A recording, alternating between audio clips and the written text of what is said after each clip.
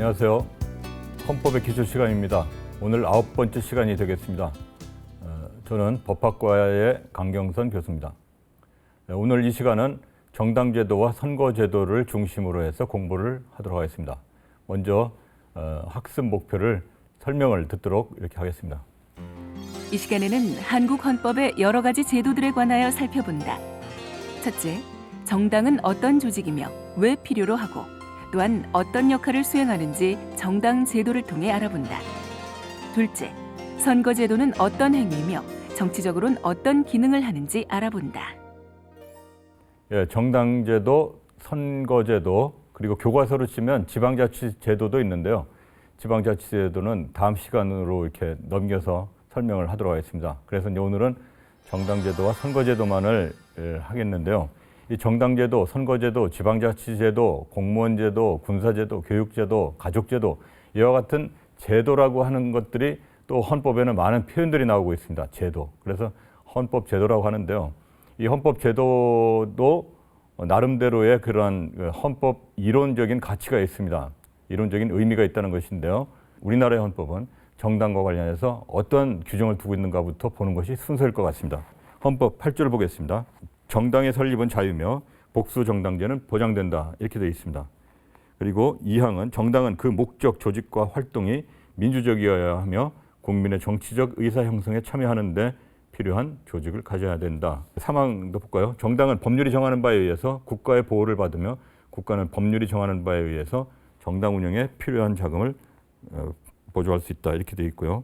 정당은 그 목적, 조직과 활동이 민주적이어야 하며 국민의 정치적 의사 형성에 참여하는 데 필요한 조직을 가져야 한다. 헌법의 앞부분이라고 할 수 있는 총강 부분의 8번째로 이 정당과 관련된 이와 같은 상세한 규정이 있는데 그래서 정당이 얼마나 중요하길래 이렇게 앞부분에 이렇게 상세한 규정을 뒀는가 이렇게 이제 우리가 의문을 갖고 그 의문에 좀 답을 찾는 그런 학습 과정을 거치면 좋을 것 같습니다. 일단 정당의 설립은 자유다. 그러니까 정당을 만드는 거에 있어서 이 규제가 없습니다. 그리고 복수 정당제는 보장된다 이렇게 되어 있습니다. 복수 정당제라는 것은 다당제라는 것입니다. 그러니까 이제 우리가 알고 있는 하나의 정당만 있는 나라들 이것은 일단 기본적으로 이제 복수 정당제에 반하는 거죠. 그러니까 결국은 많은 정당들을 누가 만들더라도 일단 헌법은 보장하는 것입니다. 다음 정당은 목적과 활동이 민주적이어야 된다. 그리고 국민의 정치적 의사 형성에 참여하는 데 필요한 조직을 가져야 된다. 이렇게 해서 이미 정당과 관련된 내용이 헌법 8조 2항을 보시면 나와 있죠. 국민의 정치적 의사 형성에 필요한 조직을 가져야 된다. 이게 바로 이게 정당과 관련된 내용이 되겠습니다. 여기에서 이제 이 헌법의 근거를 보셨으니까 그런 정도로만 하고요. 다음에 역시 이제 헌법의 근거를 봤으니까 다음에는 정당과 관련된 세분화된 법을 여러분들이 보실 수 있어야 돼요. 그 법이 뭐냐면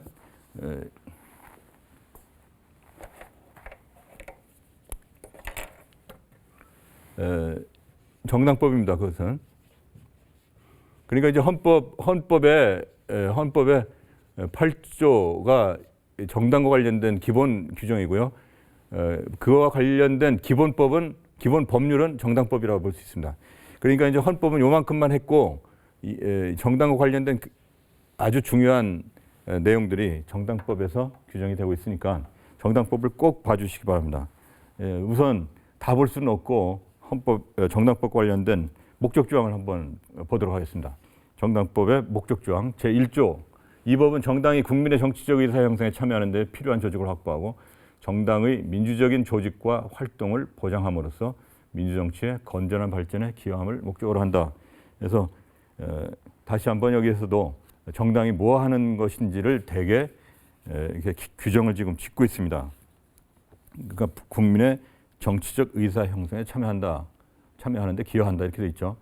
그러니까 국민의 정치적 참여에 기여하는 집단은 정당만 있습니까? 그렇지 않죠. 예를 들어서 신문사, 언론사들이 그렇고요. 신문뿐만 아니라 이제 많은 그 언론 매체들을 갖고 있는 또 뭐 물론 많은 시민운동 단체도 그렇죠.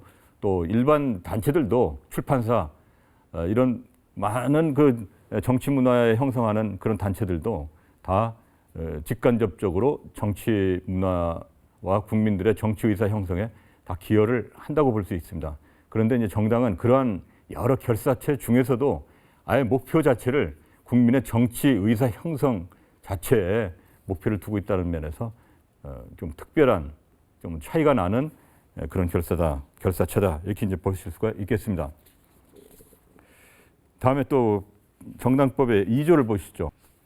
2조는 이제 정당과 관련된 개념 규정이 나와 있습니다. 정당이라 하면 국민의 이익을 위해서 책임 있는 정치적 주장이나 정책을 추진하고 공직선거의 후보자를 추천 또는 지지함으로써 국민의 정치적 의사 형성에 참여함을 목적으로 하는 국민의 자발적 조직을 말한다 이렇게 돼 있죠. 이런 걸 통해서 보면은 뭐 아무튼 이 정당법의 제2조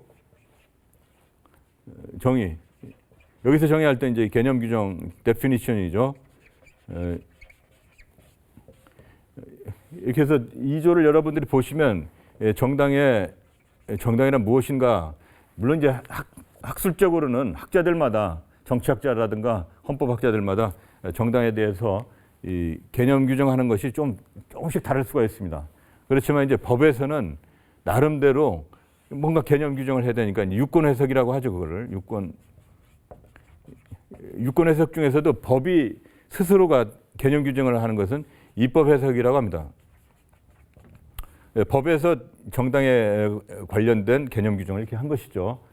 그런데 이제 이런 개념 규정이 학술적인 논의에 무관하게 이루어질 수는 없어요. 결국은 입법자들도 학자들의 도움을 얻어서 그리고 거기에서 굉장히 그러니까 공통된 분모들을 이렇게 이제 모아가지고 개념 규정을 하죠. 거기에 이제 특별한 학설이라든가 뭐 이런 것들 가급적이면 좀 빼가면서 입법이 이루어진다고 하는 걸 보시면 되겠는데 아무튼 뭐 지금 뭐 다른 설명이기는 합니다만은 이 법이 갖고 있는 이런 좀 특별한 규정도 있다라는 것도 좀 한번 봐주시고요.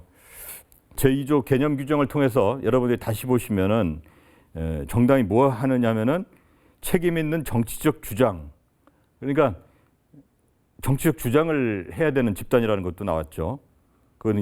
그다음에 정책을 추진한다고 또 돼 있어요. 그다음에 공직 후보자를 추천 또는 지지함으로 해서 국민의 정치적 의사 형성에 참여함을 목적으로 한다 이렇게 되어 있습니다. 실제로 우리가 알고 있는 정당을 염두에 두면서 비교를 해가면서 보시면 충분히 잘 이해가 될 거라고 보입니다. 그리고 마지막으로는 국민의 자발적 조직이다 이렇게 얘기를 했죠. 만약 이것이 이제 국가가 만든 혹은 강제로 만든 이렇게 되면은 벌써 정당법에 반한다라고 하는 것도 생각을 해보시면 되겠어요. 만약에 강제로 만든 이른바 이제 어용정당을 만든다든가 하면은 이제 벌써 그것은 정당법의 취지에 반하는 그런 위법한 그런 정당이다, 그런 조직체다라고 하는 것을 또 우리가 얘기를 할 수 있겠습니다. 다음에 이 정당이 무엇을 하느냐, 방금 개념 규정에 나왔지만은 실제로 또 이와 관련된 헌법 판례도 있으니까 판례를 통해서 정당이 과연 뭐 하는 것인지 헌법재판소는 어떻게 규정했는지를 잠시 보도록 하겠습니다. 헌법재판소에서는 2006년의 재판에서 첫 번째, 정당은 국가와 자유민주주의 또는 헌법 질서를 긍정해야 된다. 그 다음에 공익 실현에 노력해야 된다. 그 다음에 세 번째, 선거에 참여해야 된다. 이런 것으로 정당의 개념적 징표를 세우고, 그 다음에요, 네 번째는 정강이나 정책을 가져야 된다. 다섯 번째, 국민의 정치적 의사 형성에 참여해야 된다. 여섯 번째, 계속적이고 공고한 조직을 구비해야 된다. 그래서 뭐 대체로 보면은 정당법의 제2조에서 나타난 것들과 뭐 대동소이하다 이렇게 볼 수 있겠습니다. 아무튼 이렇게 이제 돼 있는데요. 아무래도 이 정도 단계에서 정당의 어떤 그 역사 이런 것들을 잠시 언급을 하는 게 좋을 것 같습니다.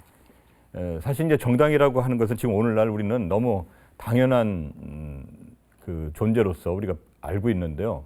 실제로는 이게 근대 시민적 그런 입헌 국가라고 하는 우리가 이제 분류를 여러분들 계속 반복해서 나오니까 잘 알아두시면 좋겠어요. 이제 시민 국가가 처음 생겼던 입헌 국가의 시민적 입헌 국가의 그런 시대에는 정당은 아직도 헌법에 본격적으로 들어와 있질 않았습니다. 그러니까 오히려 당시에 사상가였던 가장 유명하게는 프랑스의 루소, 장자크 루소 같은 경우는 국민 주권을 형성하는 데 있어서 정당과 같은 아무튼 이런 파벌적인 존재는 국민의 전체 의사를 일반 의지를 모아가는데 제너럴 윌, 일반 의지를 모아가는데 오히려 좋지 않다, 좋지 않은 영향을 준다 해서 정당을 불온시했습니다. 그러니까 별로 좋지 않은 것으로 부정적으로 평가를 했다고 볼 수 있겠습니다. 그렇게 해서 이제 오로지 그 직접 민주적인 형태로 풀뿌리 아래에서부터 올라오는 이런 의사를 결집해서 결국 국정에 반영되는 이런 그런 국민 주권주의를 이제 강조를 했다고 봐야 되겠죠.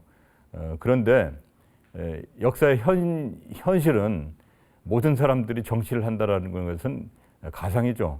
많은 사람들은 다 그러니까 실생활에 생활을 우선 해야 되고 다 자기의 직업을 가지고 또 돈벌이도 해야 되고 또 정치에 뭐 그렇게 정치라고 하는 것을 부분적으로는 관심을 두겠지만은 자기 온 생활을 다 정치하는 사람은 특별히 관심 있는 사람만 하면 족한 것입니다.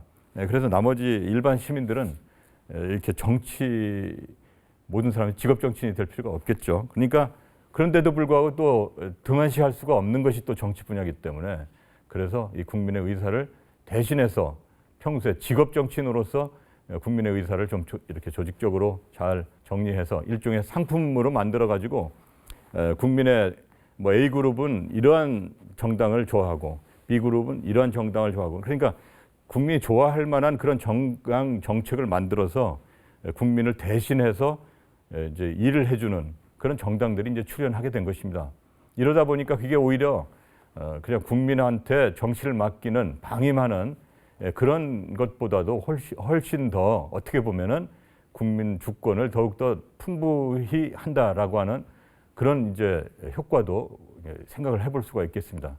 그래서 정당이 본격적으로 장려가 되기 시작했습니다. 영국의 휘그당, 토리당 그리고 그 후에 노동당이 나오고 뭐 미국에서도 공화당과 민주당이 있고요. 그리고 각 유럽에서 나라마다 이와 같은 정당들이 출현하고 하는 것이 이제 18세기부터 이제 생기면서 19